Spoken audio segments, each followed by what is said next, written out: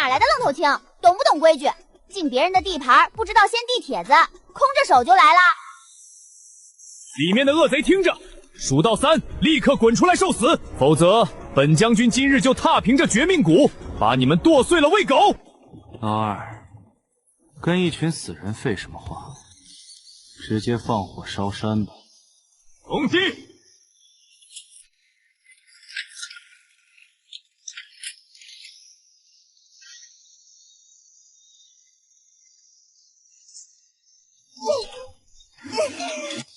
肉盾，还是绝命阁穷得揭不开锅，派个刚断奶的孩子出来碰瓷。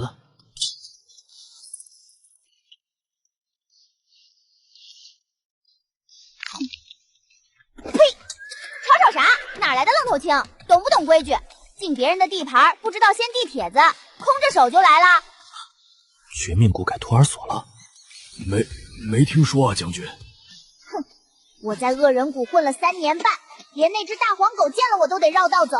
喂，那个黑炭头，看你这马不错，腿够长，杀了吃肉肯定劲道。把马留下，衣服扒了，跪下磕3个头，本座饶你不死。小娃娃，让你家大人滚出来，晚一步，本将军把你这破谷给平了。好久没遇到敢跟本座叫板的硬茬子了，这黑大哥看着挺精打。找大人，本座就是这儿最大的大人。哼，看招，天女散花。那是大夏皇室特赐，只有成亲王府嫡系血脉才有资格佩戴的麒麟锁。背面这个鸠字，是3年前妹妹满月宴上，我因为刻得太丑，被亲爹拿着藤条追了3条街的杰作。每一道划痕，每一个牙印都无比熟悉。绳结是用最复杂的9转同心结编的，天下独一份，是我熬了3个道宵亲手编给妹妹的。怎么样，黑炭头，怕了吧？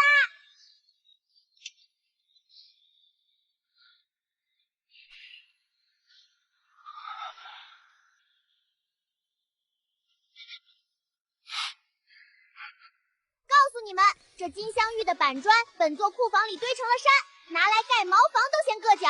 识相的就把那匹黑马留下，再给本座磕3个响头，喊一声大当家万岁，不然本座就把你们的腿打断，种在土里当萝卜养，明年秋天还能多收几条腿。大哥，没跑了。这目空一切的狂劲儿，这满嘴让人听不懂的胡话，还有这天生神力，这绝对是咱陆家的种。欢迎收看本期关于我打劫了自己亲哥这回事儿。小祖宗哎，那是活阎王啊！快回来，别去送人头，快跟蜀回地窖躲躲。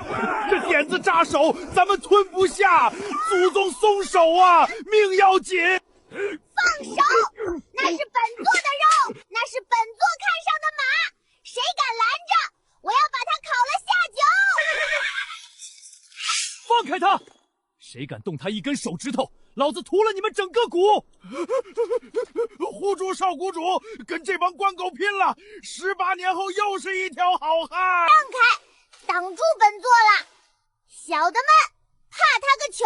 他就一个人1把枪，给本座一起上，咬死他！慢着，别动手，别动伤我尽情。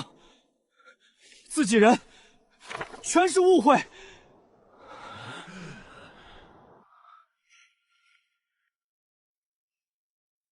看，这眉眼，这神态，这藐视丛生的霸气，简直是一模一样。这俩人眉宇间那股子看谁都不顺眼的狠劲儿，确实是一个模子刻出来的。这是那帮京城的达官贵人来接流落在外的千金大小姐了，这哪里是杀神，这是财神爷呀！哎，我的亲娘啊，原来是家里人啊，吓死老子了！有阴谋，绝对有阴谋。这2个领头的凑在一起嘀嘀咕咕，定是在商量什么损招。难道是看硬攻不行，想用美男计？哼，想算计本座，也不去打听打听。绝命谷方圆500里，谁不知道本座是铁石心肠？秋儿，别闹了，跟哥哥回家吧。家里有大房子，有软的像云一样的床，还有吃不完的桂花糕和糖蒸酥酪。少来这套！想招安本座，当一告诉你，宁做鸡，本座这绝命寨虽小，从免独立山头，门儿都没有。招安山头东，这孩子3年到底是在什么环境里长大的？怎么开口全是江湖口训？这突如其来的认亲，是道德的沦丧，还是人性的扭曲？欢迎收看本期关于我打劫了自己亲哥这回事儿。这要是谈崩了，这3万大军再杀回来，我们还不得被剁成肉泥？别冲动，这可是现在叫成亲王府的大头的。这2个人听说那个帮派富得流油，地盘比咱们这股大1万倍，遍地都是。他们这是看中了大当家您的才华，想请您去京城当总瓢把子，主持大局啊！来人，把咱们准备的物资都抬上来。这是我们京城分舵特意孝敬给古里兄弟的入伙费，只要大当家肯赏脸去京城坐镇，这些都只是见面礼，以后还有更多。好家伙，随身带着这么多现银口，确实是块肥肉，值得本座亲自去咬一口。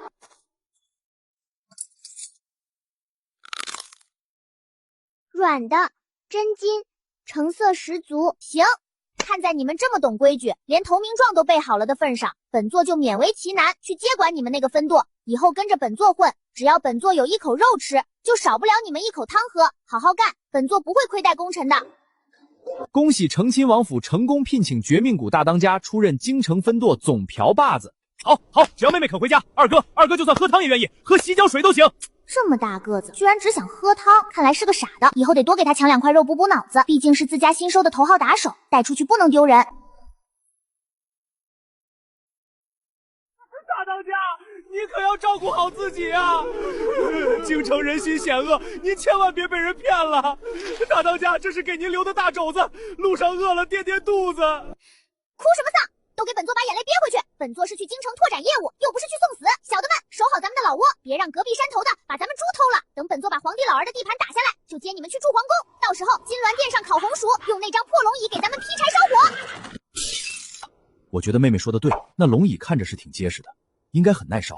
妹妹要是喜欢，回头我夜里进宫，把金銮殿上的金砖撬几块回来，给她搭个灶台，多大点事儿。完了，这哪是接妹妹回家，这是接了个祖宗回宫搞装修来了。这地毯太软，一脚踩下去都使不上劲，肯定是陷阱。下面指不定埋着捕兽夹，还有这熏香，味道这么怪，闻着头晕，8成是某种让人四肢无力的10香软筋散。看来这帮人防范心很重。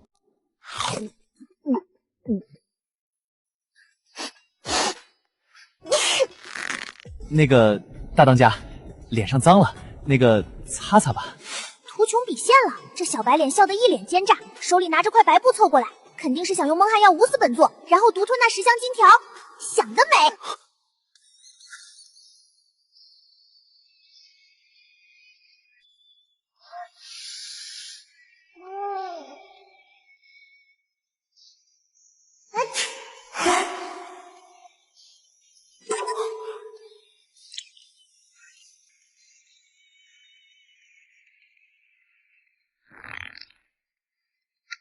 喏，这布料不错，挺吸水，剩下的赏你啦。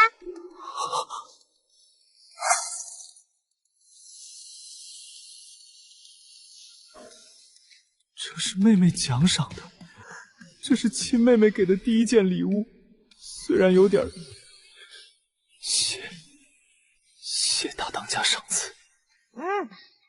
好好收着，以后跟着本座少不了你的好处。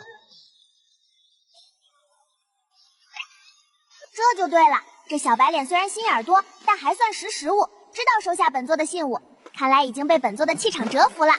大哥送了手帕，那自己得送吃的，准没错。大当家，饿了吧？快尝尝，这是刚才从总斗带出来的，热乎着呢。平日里连我都吃不上。好啊，我不似黄的就开始下毒了。这是第一年欺负我不懂药理，在绝命国越好看的蘑菇毒性越大，这是常识。黑大哥看着憨，没想到心肠如此歹毒，竟然想给我吃断头饭，想毒死本座。行，那咱们就看看谁命硬。妹妹要吃了，妹妹肯吃我的东西了，看来还是我这个二哥更亲。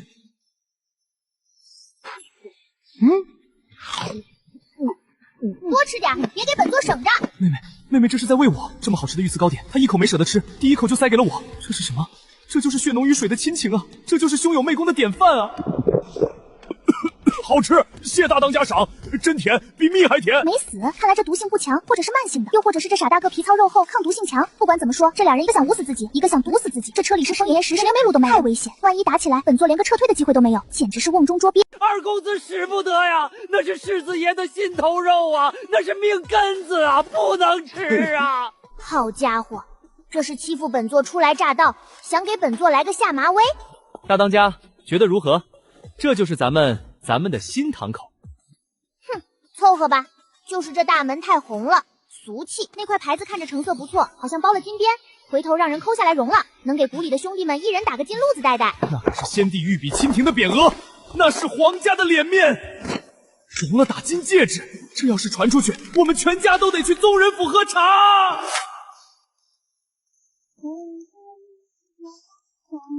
这看门的家伙事儿看着不太结实啊，这种石头脆得很，一碰就碎，怎么挡得住仇家上门？小郡主有所不知，这是太祖皇帝赏赐的汉白玉狮子，坚硬无比，刀枪不入，那是咱们府上的镇宅之宝。坚硬无比。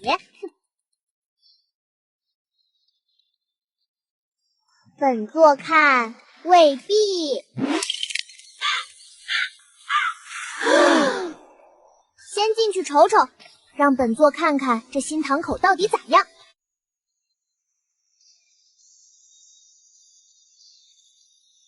这新堂口伙食不错啊，居然养这么多储备粮。今晚捞2条上来炖汤，记得多放点辣和花椒，给兄弟们补补身子。那是观赏鱼，那是风雅之物，那是拿来看的，不是拿来炖汤的。大当家说的对，这鱼看着就嫩，正好我饿了，我去抓，一定要炖个麻辣味的。二公子使不得呀，那是世子爷的心头肉啊，那是命根子啊，不能吃啊！怎么这也不行，那也不行？那鱼不能吃，这破石头总能用吧？本座这包袱里带了坛陈年老咸菜，那是绝命谷特产。这一路颠簸，盖子老是往外漏气，缺个压缸石。回头让人把这玩意儿搬本座屋里去，哪间房子归本座？记得挑个宽敞的。用西域贡品红珊瑚压咸菜缸，这简直是丧心病狂，这简直是对艺术的亵渎。好好干，本座亏待不了你，年底多分你2块猪肉。你有意见？搬，现在就搬，不仅要搬，还要挑库房里最大的、最红的搬。只要大当家高兴，别说压咸菜，就是拿去垫桌角、砸核桃都行。不错，你这小白脸虽然看着弱不禁风，但这股子败家劲儿不对，这股子爽快劲儿，本座喜欢。脑子活，手松，是个做大事的料，适合管后勤。行了，以后你也别当什么世子了，听着怪别扭的。本座封你做这分大的狗头军师，专门负责管账和给本座压咸菜缸。我是该谢恩呢，还是该直接晕过去呢？好好干，本座亏待不了你，年底多分你2块猪肉。等摸清了这京城的底细，再带兄弟们去抢那个叫皇宫的大寨子住。我到底做了什么？妹妹真可爱。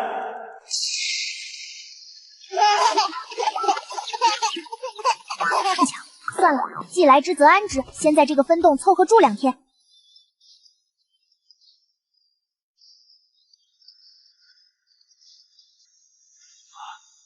老王，快看看，本王这仪容乱没乱？这蟒袍合不合身？够不够慈祥？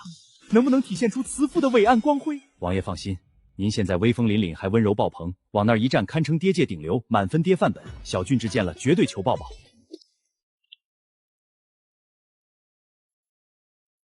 九儿，我的心肝肉肉，爹想死你了！慢着。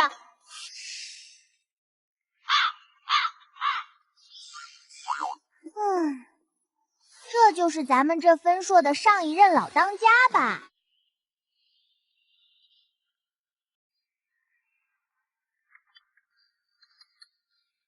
我说老当家啊，你这身子骨看着不太行啊，印堂发黑，眼圈浮肿，中气不足，是不是被手底下这帮不省心的小弟给气虚了？难怪你要急着退位让贤，把本座接回来接班。就你这体格，再干2年，怕是连压寨夫人都抢不动了。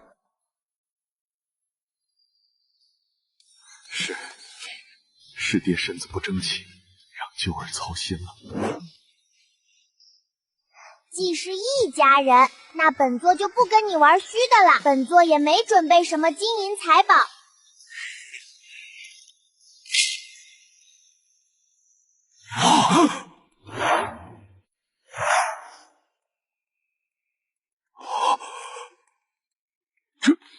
这是老当家，这可是好东西，有钱都买不着。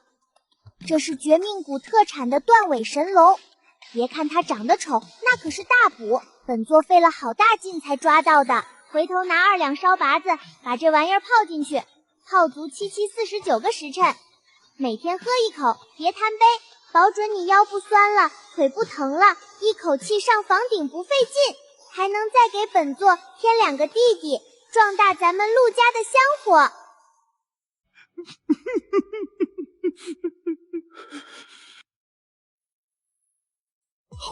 好，难为啾儿一片孝心，爹这就让人拿去泡酒。不仅泡酒，爹今晚就喝一大碗。只有把身体养好了，咱们才能带着兄弟们做大做强，再创辉煌。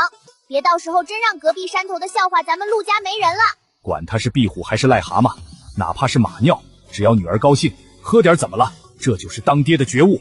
把御赐的八珍席都撤了，那些个花里胡哨的不管饱。换硬菜，换大块的肉，上烤全羊。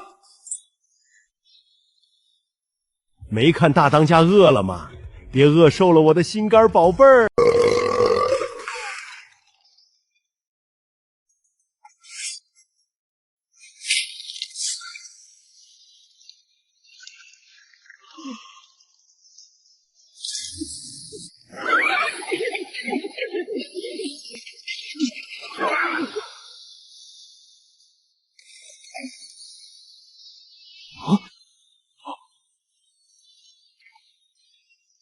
行了，饭吃饱了，酒也喝了，老当家的身体也开始补了，咱们是不是该聊聊正事儿了？咱们这分渡虽然装修的不错，但出了巷口，斜对门那家看着更气派啊。那家的房子比咱们大好几倍，墙比咱们高3丈，本座没看错的话，就连屋顶上的瓦片都是琉璃瓦吧？也不多抢，本座看咱们这椅子太硬，先去搬2把金椅子回来，给老当家换换坐具，怎么样？这票买卖干不干？干！大当家说的对，对门那家的椅子是纯金的，我早就想搬回来给妹妹当床睡了。那是紫禁城，这哪是接回来个贴心小棉袄啊，这是接回来一个想要带着全家9族消消乐的活阎王啊！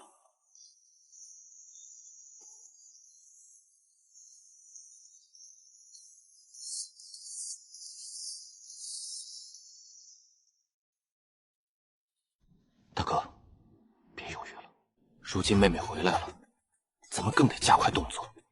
只有坐上那个位置，才能护得住妹妹一世周全。谁敢动她，我就杀谁。好，那就定在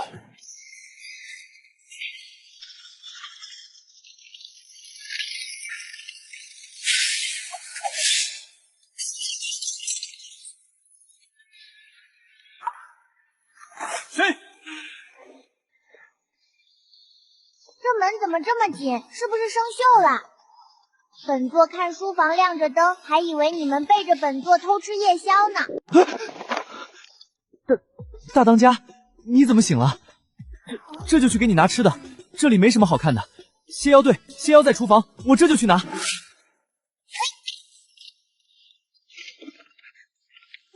前清宫，后宫。好家伙，本座说你们2个大半夜不睡觉在这干嘛呢？原来是在盘道啊！这是粮仓吧？看着有水就足。这是金库吧？肯定堆满了宝贝。这是那个老地主睡觉的窝吧？不过你这点子不行，太糙，一点技术含量都没有。走正门，太鲁莽了。那门口守卫森严，硬冲进去会很麻烦。本座的虾可金贵着呢。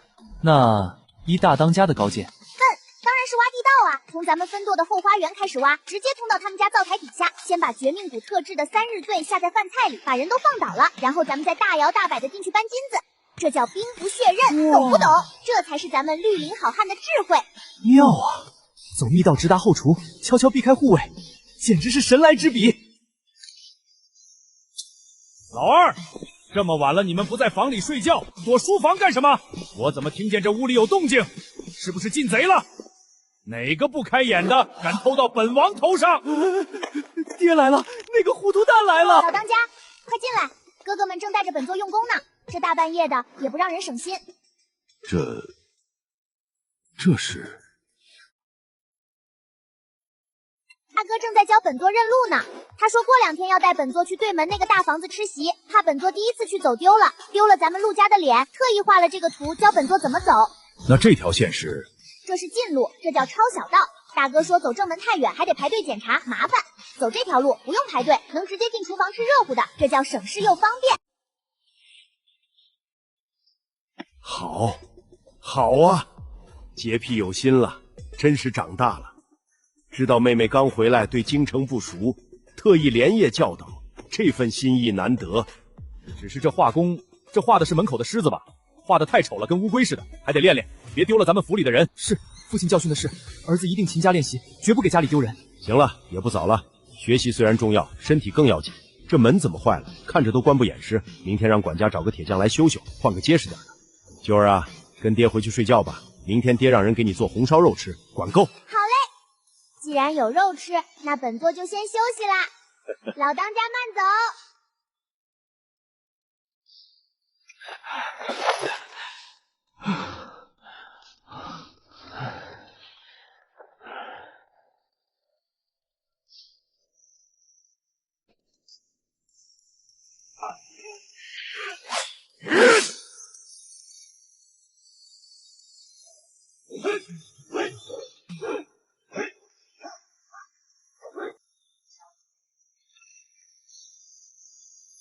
黑探头，这就是你带的冰，怎么跟没吃饭似的，软绵绵的。大当家，不可轻视，这些都是百里挑一的精锐，每一个都身手极强，战力超群。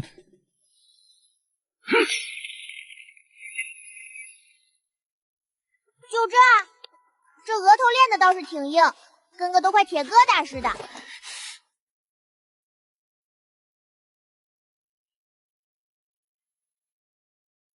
就它了。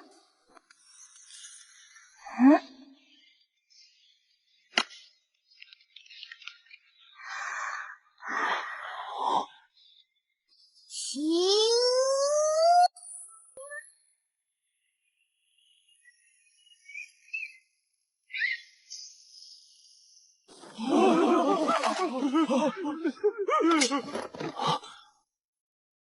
看见没？这就叫力气。以后练兵别整那些花里胡哨的，先让大家都去拔树，连棵树都拔不出来，还想去盘道，让人笑掉大牙。出去别说是本座带的人。怎么回事？怎么地动山摇的？完了，精锐武士暴露了。老当家，你来的正好。本座看咱们分报的这些护院太虚了，身体素质极差，连个树都拔不动。本座正教他们干农活呢，锻炼锻炼。干农活？对啊，本座想在后花园种点大葱和韭菜，改善一下伙食。毕竟天天吃肉也腻。但这棵破树挡着光了，长得也不直溜，看着就碍眼。本座就顺手把它拔了，给大葱腾地方。结果这帮护院太笨了，看本座拔个树都能吓趴下。原来是拔草，是搞绿化，是为了种菜给家里省钱。哎呀，我的乖揪儿，种菜这种粗活怎么能让你亲自动手呢？看看这小手都弄脏了，小心累坏了身子，爹会心疼的。老二，你也是的，妹妹想种菜，你们就在旁边看着，你的良心不会痛吗？这些护院是干什么吃的？一个个长得5大3粗的，养他们是吃白饭的吗？都给我起来！丁小，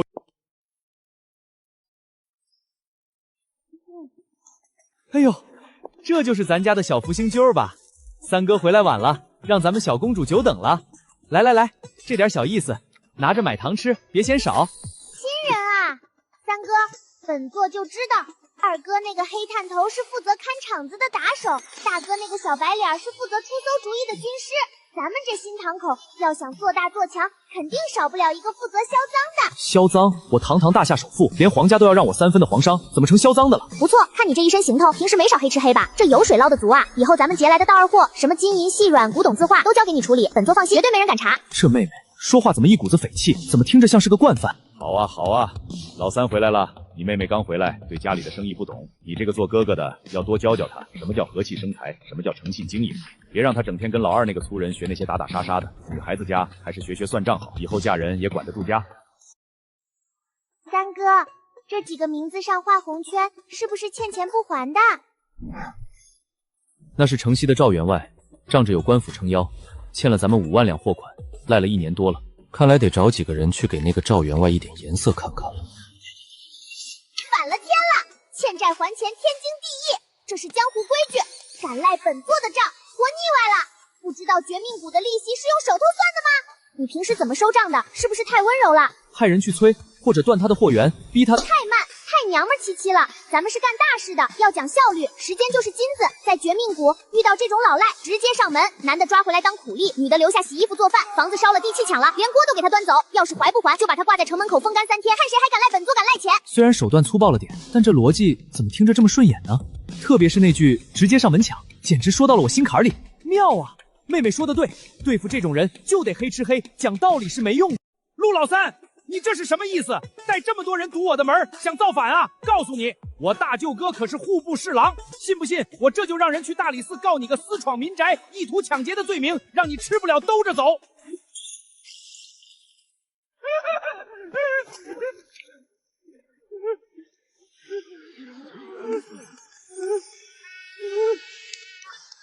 吵啥？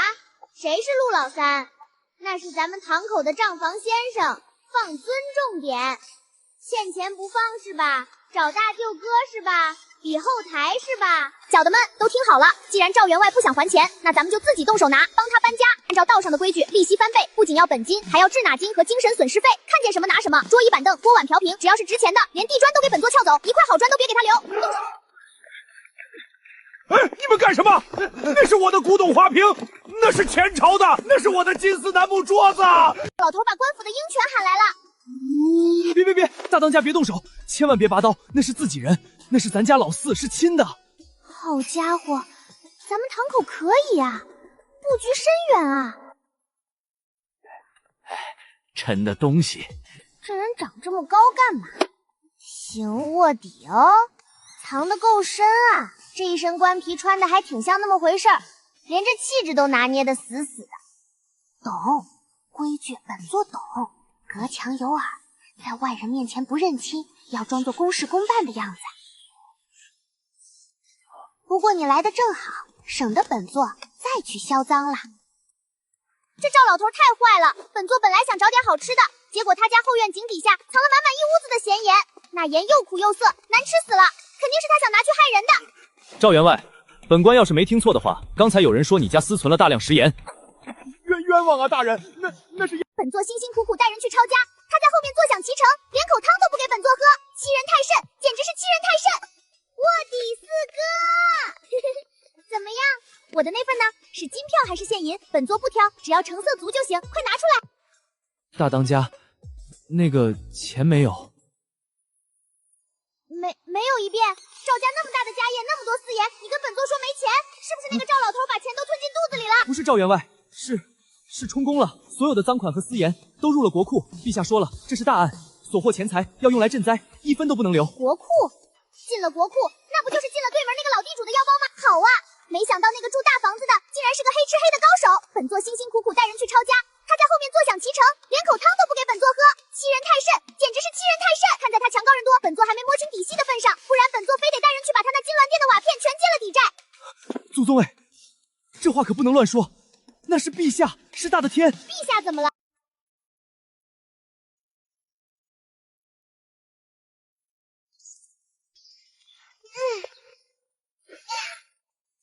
不错，够大，够结实。回头进了宫，别说金银细软，就是那个老地主桌上的玉玺，本座也能给他装回来。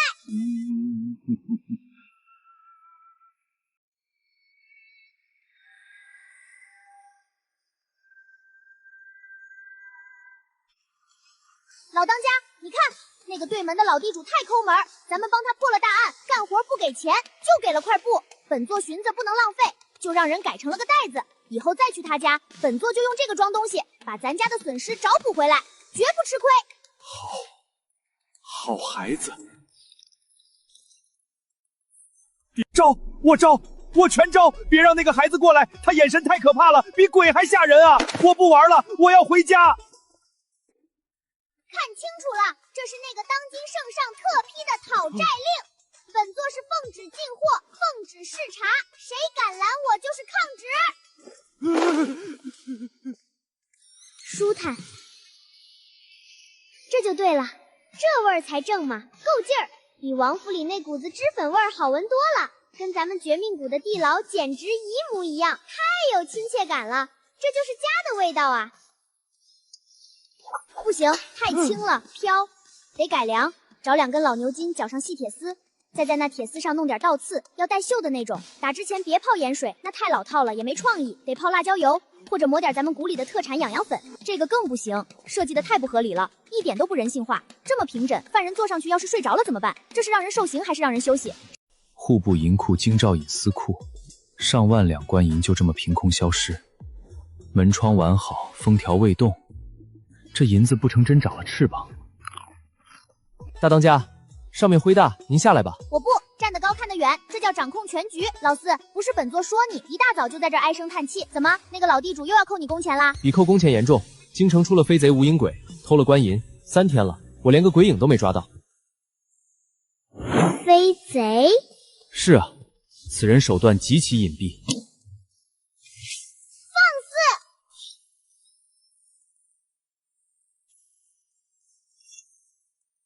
这是不把本座放在眼里，刚来京城建立新堂靠，竟然有同行敢来抢生意，这是挑衅，这是赤裸裸的向本座下战书，岂有此理！偷东西偷到本座眼皮子底下了，这要是传着一世英名，还要不要了？这关注点，你是郡主，不是贼头啊！走，带本座去案发现场，倒要看看是哪路毛贼敢在太岁头上动土。锁具也没有被哪里来的奶娃娃，毛都没长齐也敢学人家黑吃黑？哟，还带了个大理寺的官狗。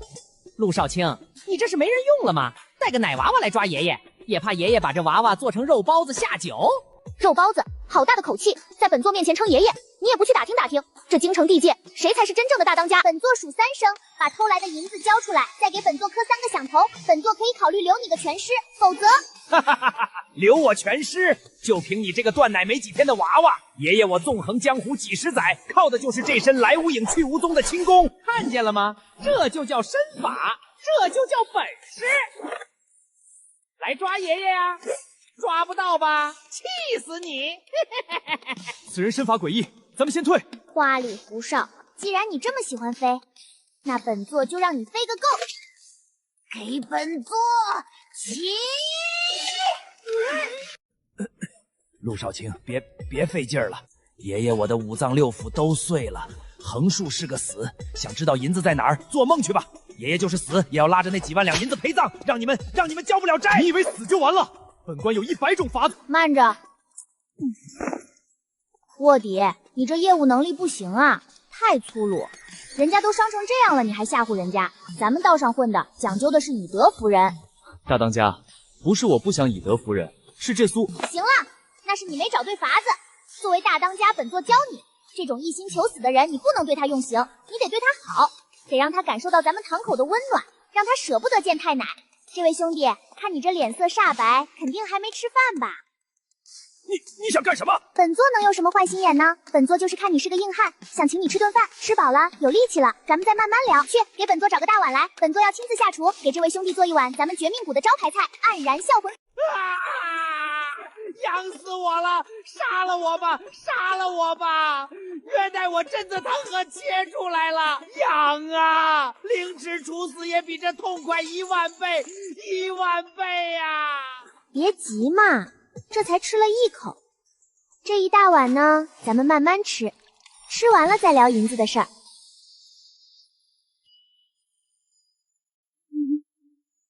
我说，别为了祖宗大爷，我招，我全招。银子在城外的义庄，就在停尸房最里面的那红棺材里。指使我的人是兵部侍郎的小舅给我求职，是他给了我姐了。真没劲，本座还没喂过瘾呢，这么快就招了。卧底，看来这人是不饿了，这剩下的赏你了，别浪费。不用了。大当家辛苦，大当家威武，我不饿。对，我感动，我太感动了，我错了，我真的知道错了，求求你们别再让我感受温暖了，我什么都招。原来是这样，不是严刑逼供，而是以德服人，是用爱心感化。好啊，我的啾儿真是菩萨心肠。啾儿面对这种极恶的歹徒，还知道请他吃饭，劝他向善，这就是大爱，这就是格局啊！老四，你有心了，父王以前错怪你了，以为你只会打打杀杀，没想到你办案如此讲究，还知道带着妹妹从小树立正气，这种现场教导比读那些死书强多了。父王过奖了，都是大当家教导有方。找到了，真的找到了！看看，这就是仁义的力量。要不是啾儿感化了他，这银子能找回来吗？以后办案要多向妹妹学习。本座说了，这趟只许进不许出，这2锭金子就当是那碗黯然销魂饭的饭钱了。驾，怎么不动了？刚才跑得挺欢的，怎么这会儿就歇菜了？再不跑，本座就把你炖了吃狗肉火锅。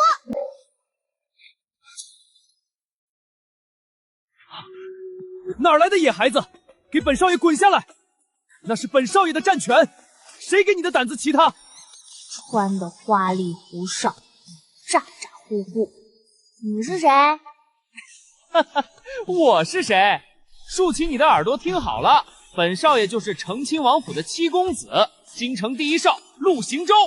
识相的赶紧滚下来磕头认错，不然本少爷让你知道花儿为什么这样红。原来你就是那个整天不着家，只会斗鸡守狗的老七。老当家说你是家里最没出息的，看来果然没说错，连只狗都管不住，还想管本座。我看你的名头是花钱买来的吧？你好个牙尖嘴利的小丫头！既然你敬酒不吃吃罚酒，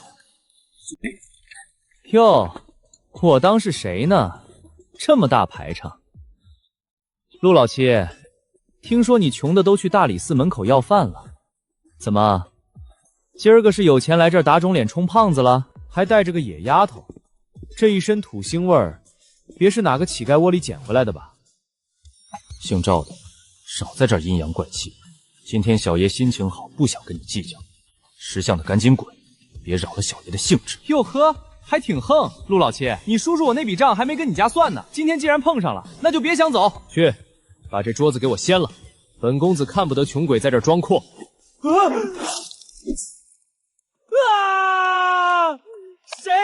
谁敢打本公子？吵死了！吃饭的时候大喊大叫，懂不懂规矩？没教养的东西！你骂谁没教养？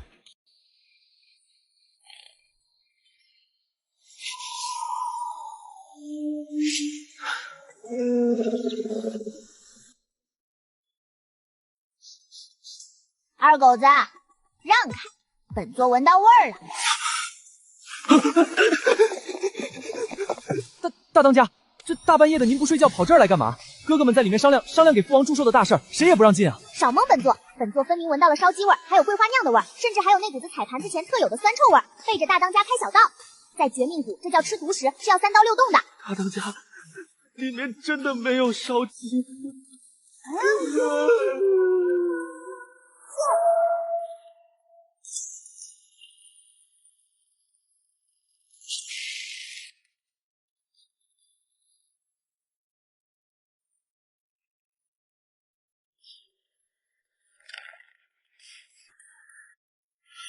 走这儿！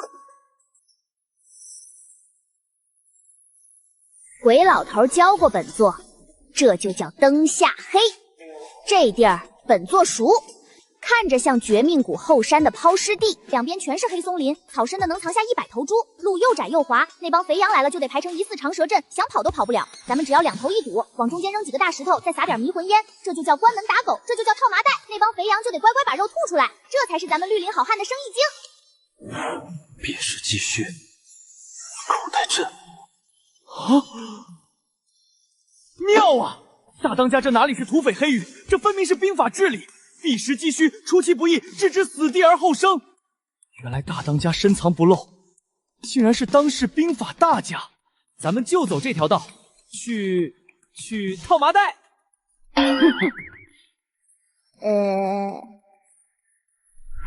劫道的。今日我要教你的，乃是纵横家至高无上的谋略——远交近攻。所谓远交，便是联络远方的强国；所谓近攻，便是要先铲除邻近的对手，取而代之。就像隔壁那个礼部尚书王老头，此人处处压我一头，挡我的升迁之路，此等近邻便是我们的大患，必须先把他拿下，本公子才能在礼部做大做强，为咱们的伟业铺路。哦，懂了，本座今天就替你出这口恶气，先把那排火腿给攻下，让他知道谁才是这片地界的大当家。大当家有此心意，吾相甚慰。二狗子、大狗子，抄家伙！师爷下令了，那个王老头欺负咱们5个，全军出击，替天行道！大当家，真的要抢吗？那可是王尚书啊！本座数3声，不交出来就把你扔进那条小河沟里喂王八！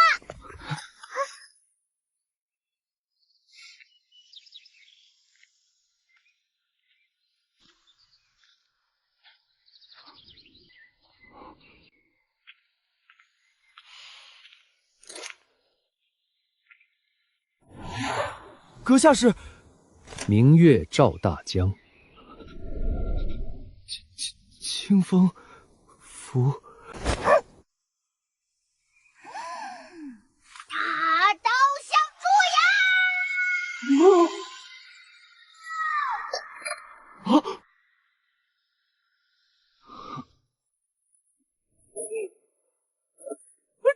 大王饶命！小生只是个送信的，什么都不知道啊！别杀我，别宰我这头猪羊啊！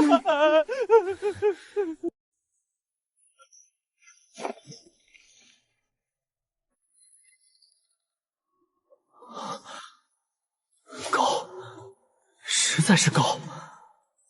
兵贵神速，单刀直入。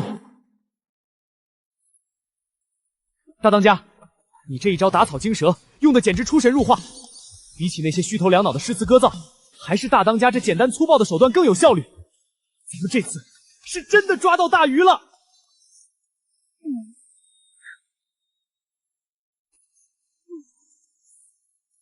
行了行了，既然东西到手了，那咱们能去吃席了吗？再不去，肘子就被那群酸书生吃光了。吃，必须吃！今日大当家立此奇功，就算是把这兰亭的酒菜吃光了，五哥也给您买单。走，咱们回家。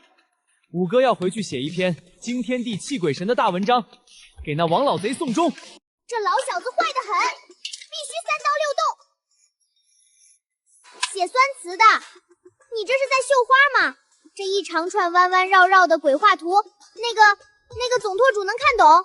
一点杀气都没有，软绵绵的，不知道的还以为你在给他写情书呢。大当家，此乃奏书，呈给陛下的，讲究的是辞藻华丽，要占领道德高地，隶属其罪状。个屁！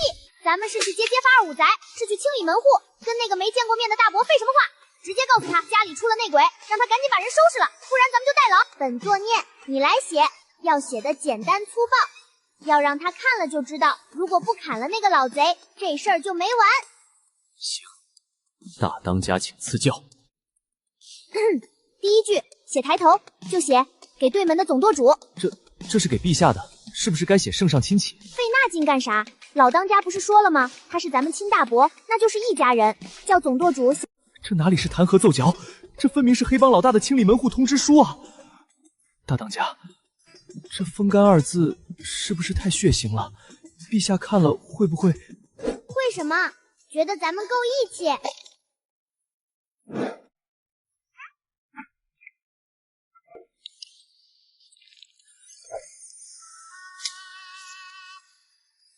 齐活，这就是咱们的投名状，告诉大伯，这事儿本座管定了。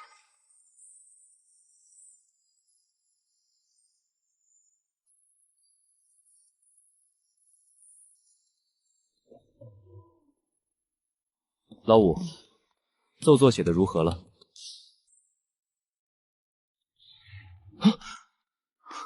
这是什么？总舵主吃着饭砸锅，挂在城门口风干。若是呈给陛下，咱们陆家就是大不敬之罪啊！吃着饭砸锅，勾搭野人，这比喻虽然通俗，却是话糙理不糙，这是在痛斥奸臣背信弃义。这是在替陛下鸣不平啊！若是没有对陛下的一片赤诚忠心，哪里写得出如此愤慨的文字？这手印按的实，代表了鸠儿这是拿性命在担保。至于这风干，这是在向陛下表明决心，咱们陆家与奸臣势不两立，哪怕是拼了这条命，也要为国储奸，将那卖国贼碎尸万段。这也行，把皇上叫总舵主，把尚书挂城墙，还能解读成为国储奸？写得好，写得太有力量了。这哪里是一封信？这分明是一篇发自肺腑的讨贼血书啊！咱们陆家这些年的隐忍，还有这一腔热血，全都在这纸上了，不用改了。明日早朝，本王要亲自带着这份血书上殿，本王要当着满朝文武的面，大声朗读出来。好耶！老当家威武，明天就去念，一定要大声念，让那个大伯听清楚点儿。告诉他，要是他不敢动手，就把人交给我。放心吧，鸠儿，爹一定把你的心意带到。陛下，老臣苦啊！陆守成教子无方，昨日他家野丫头竟然翻墙入室，抢了老臣家中仅剩的3条火腿，连一盘芙蓉糕都没给老臣留下。此等行径与土匪合意，这哪里是亲王府，这分明是贼窝啊！陛下，这个七弟向来胆小怕事，怎么生出来的孩子一个比一个能惹祸？老七，王尚书所言可是真的？启奏陛下，王尚书所言纯属避重就轻。小女确实去了他家，也确实拿了火腿，但这并非抢劫，而是替天行道，是清理门户。我是礼部尚书，你家丫头算老几？凭什么清理我的门户？臣今日上殿，就是要呈上一份臣女连夜写下的讨贼血书。此书字字泣血，句句精神，乃是臣女对陛下的一片赤胆忠心呐。哦，3岁孩童写的血书，念来听听。总斗主亲启。你手底下那个姓王的邻居是个养不熟的白眼狼，他吃着你给的饭，还想砸你家的锅，居然敢跟外面的野人勾勾搭搭，想把咱们的地盘卖给别人。这话虽然粗俗不堪，全是市井俚语，但其中的意思，这是在指控王尚书通敌叛国啊！这老小子坏得很，必须3刀6洞。本座这就带着二狗子和大狗子去把他家给平了，把他挂在城门口风干。咱们道上的规矩，对于这种二无为，绝不留全尸。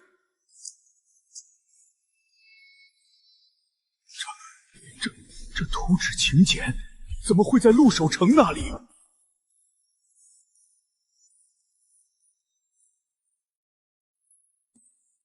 好，很好，很好。好一个吃着朕的饭，砸着朕的锅！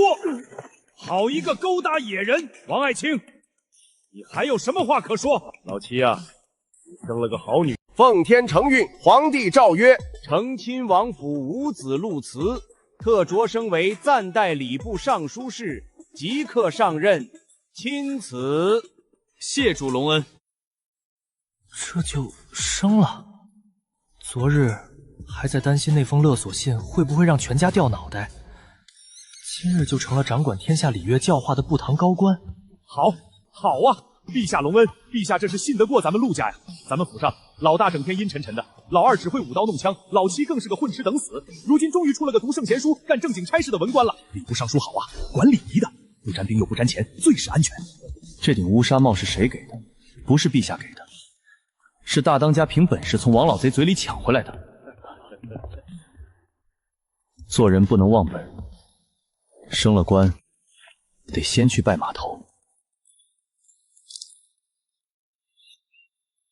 看来那个总舵主还算懂点规矩，咱们帮他清理了门户。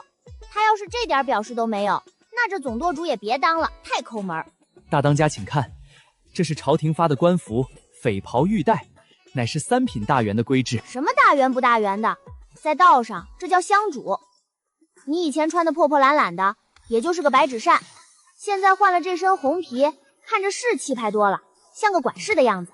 既然当了香主，那就要有香主的觉悟，以后那个什么礼部，就是咱们设在朝廷里的新堂口了。你既然去那里坐镇，也就是咱们在那边的分舵主。礼部成了分舵，我是舵主？这要是让陛下知道了，怕不是要把刚发的官服收回去，再赏我一顿板子。记住了，新官上任3把火，既然接手了新地盘，第一件事就是把账盘清楚。回头你给本座整理一份名单出来。什么名单？是礼部官员的考废命册吗？呸！要那帮穷酸的名单干嘛？